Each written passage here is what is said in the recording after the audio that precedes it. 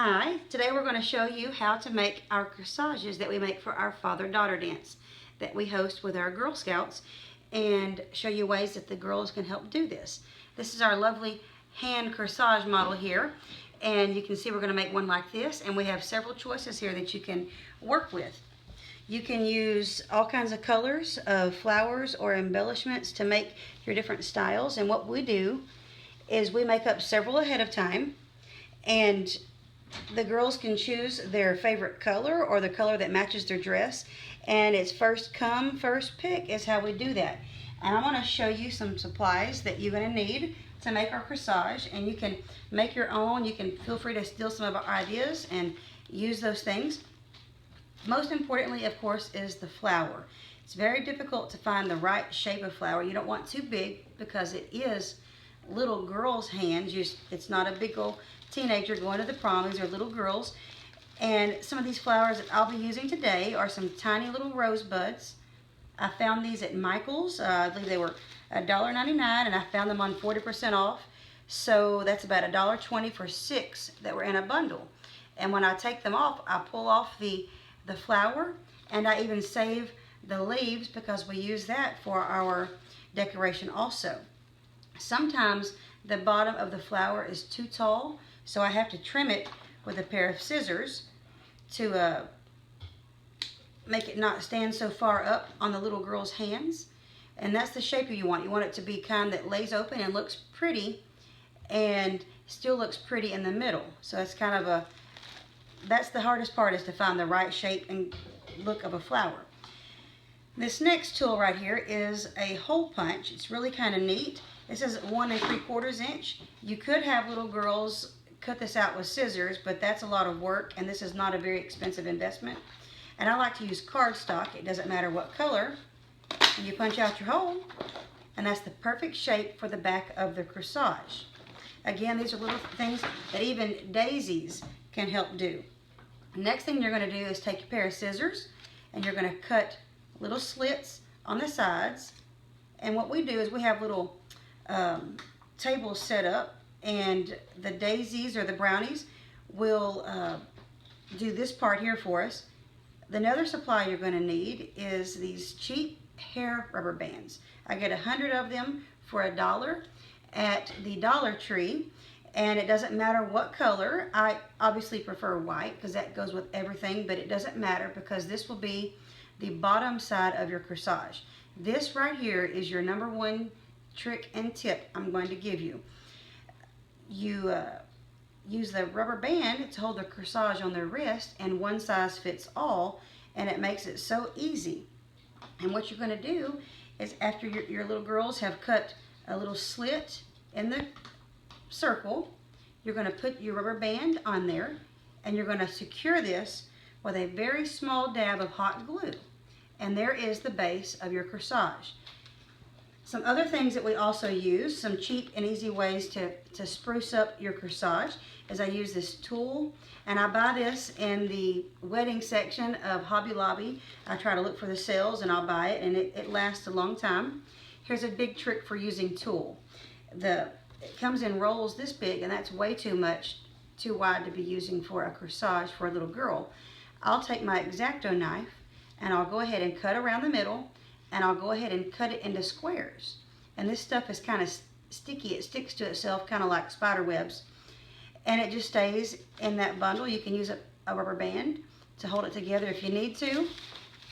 And then when you peel it off, you get the perfect size little square all ready to go. And if I don't need more, I just leave it in there, and it keeps the place straight and not messy and not pieces of tulle all over the place. You're also going to need some kind of ribbons. I like to use these cheap little ribbons. I buy these at Michael's for 50 cents a roll. And you're going to cut these into about 2-inch strips. It can be a little bit less, a little bit longer. It doesn't really matter. You'll play with it and you'll learn. And sometimes I even spruce it up using some different colored other ribbons. Kind of add some color to it, make it fancy for the girls. Those are more expensive, so we don't use all of that, but we add it to the cheaper stuff, and it spruces it up some. I also like to use this, pearl beads. We buy this in the wedding section again, and you find it again on sale. This is $9.99 for this roll, and this will make hundreds of corsages. You're just going to trim off about a 2-inch strand, and that's what you're going to use for your corsage. I also use other things. One thing I like to use is these little, I don't know what you call them, pearl beads. It's almost like a twist tie with beads on the end. And what I'll do is I'll fold it in the middle, and now when I hot glue it to the corsage, I've got 2 beads sticking out and not just one, and that makes it go further.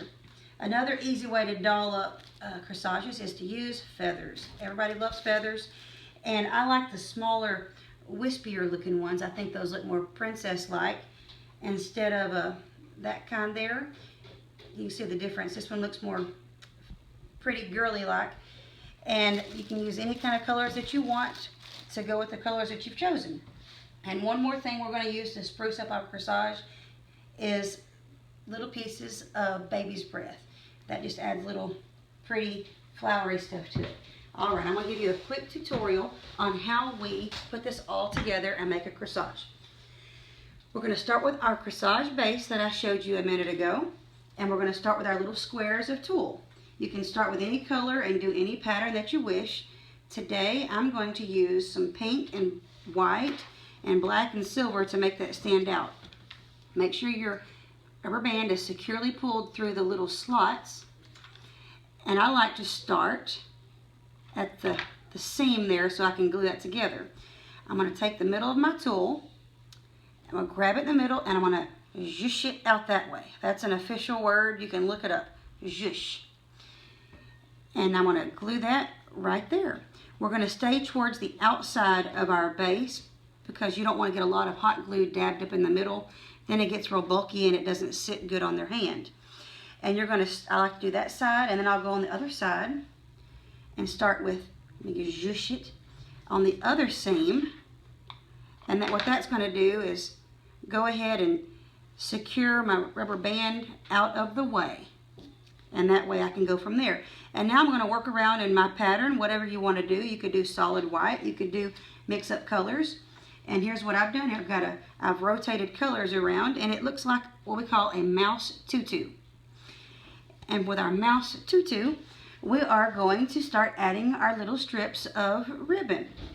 I'm going to flip it over like this and pick a spot to start. One more little tiny dab. I'm really chinchy with the hot glue because you don't want it to be big and bulky and gross. And I'm going to start with that one, and I'm going to work my way around, putting them wherever I feel like. And that comes up looking like this. Kind of cute. Now the next thing we're going to do is add our embellishments. You can use anything you want. You can probably come up with some more creative ways, but we're going to use what I've talked about today. Here's our cheap little thing of baby's breath. I'm going to glue it up here on this corner. And I'm going to add my feathers over here to this corner, like that. And so that adds some pretty color to it. Oh, one thing, with our last piece of ribbon, instead of making a loop, I like to make little things, do it the opposite way, where the ends are hanging down that way. It looks like a tied off ribbon, but you can do it how you want. And right here, I'm going to secure my other piece of pearl, and I'm going to use my little things throughout here, and it's going to wind up looking like this. Now that's our whole corsage. Now that the hard part is done. The next thing we're going to do is to hide all of our hot glue by using one of our leaves that we've saved off of our flowers. So now here is where you get to put on a little bit more hot glue. I'm going to put my leaf on there, and sometimes I have to squish it in to not be so big and bulky. And that's how that goes. And one more step is our flower. We're going to put hot glue. Now here, you don't want your flower falling off, so a pretty good amount in the middle. That's why we're very sparing with it. I put my flower in the middle, and I'm going to use my hand to curve it all the way around the flower while it cools. And once it's cooled, you have a pretty little corsage. And look, it even fits my hand. One size fits all. And that is how you make our Girl Scout corsage. Thanks for watching.